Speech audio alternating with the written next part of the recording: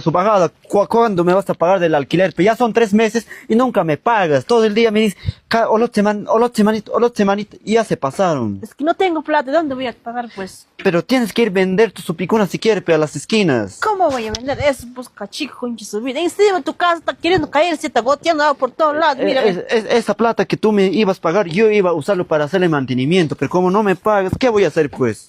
Es que yo tampoco no tengo plata, pues mi marido también trabaja, pero no le pagan en esa empresa, pues. ¿Sabes qué, Janet? Mejor se me van de acá de mi casa, ya no quiero ya que estén. ¿Cómo me vas a votar? Para alquilar a otras personas que de verdad sí pagan. ¿Quién te va a pagar de esta casa? Mira esta casa, ¿cómo está?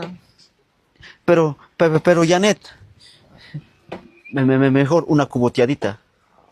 ¿En serio quieres que te pague con eso? Sí, Pero una sola vez, para todo el año. ya. Si es así, te acepto. Ave María José, ya. Ya, por pues. Ya. Acá nomás ven por acá. Tra.